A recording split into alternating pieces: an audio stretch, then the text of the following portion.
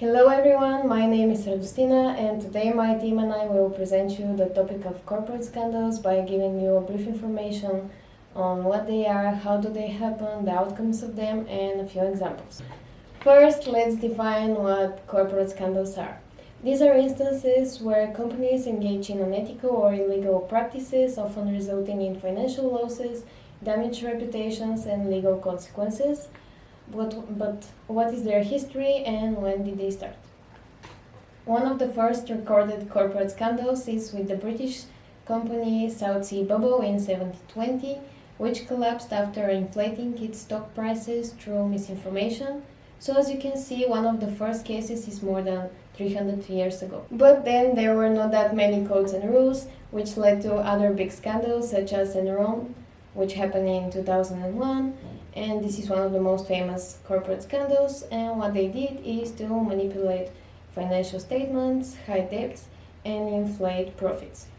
Other example is WorldCom, which happened in 2002 and is one of the biggest scandals. They inflated profits by over $11 billion. And Tyco International happened again in 2002.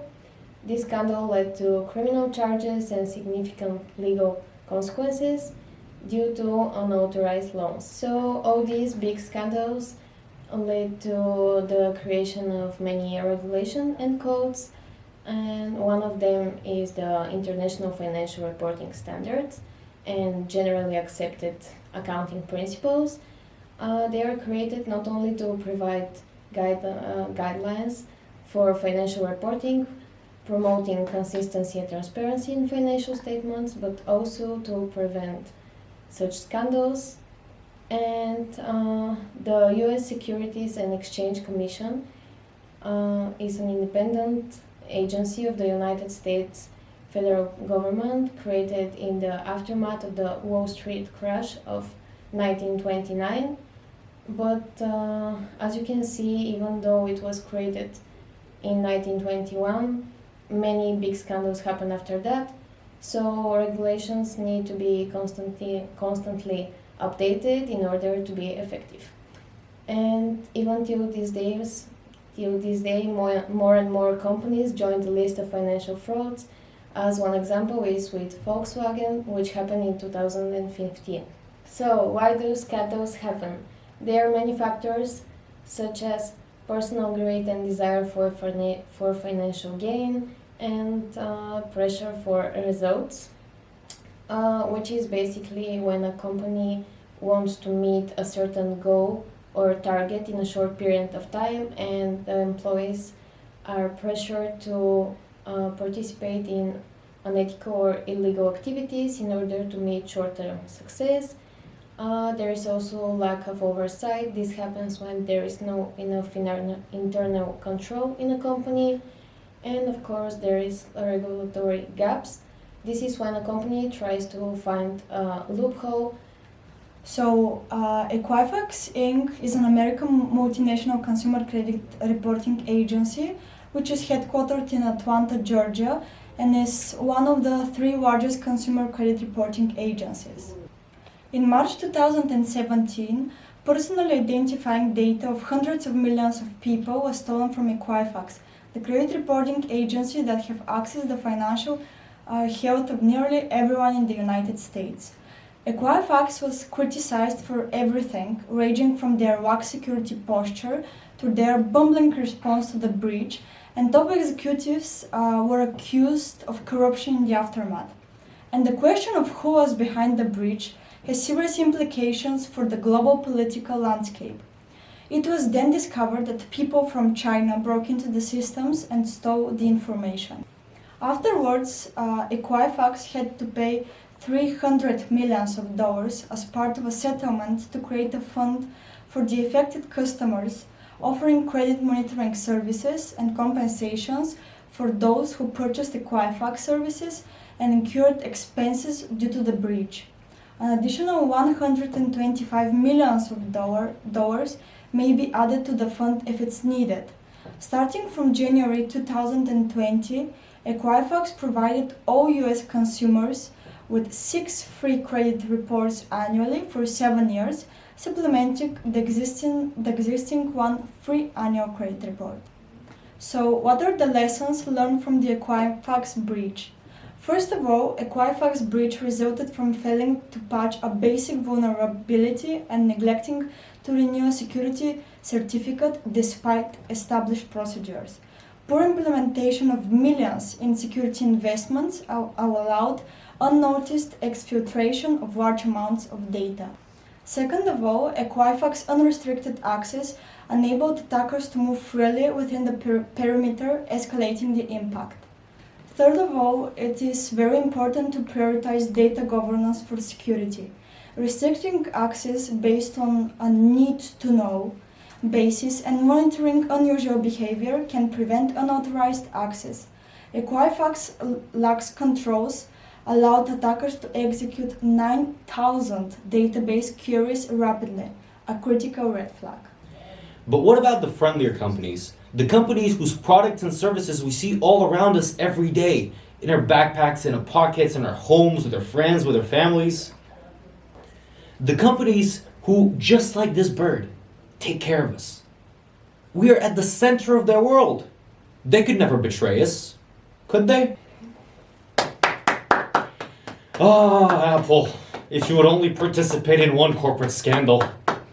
In order to understand the specific corporate scandal I'll be discussing today, we first need to understand a term known as planned obsolescence. Now, those of you who already studied marketing, you know what this is. And those of you who haven't, Godspeed to you all.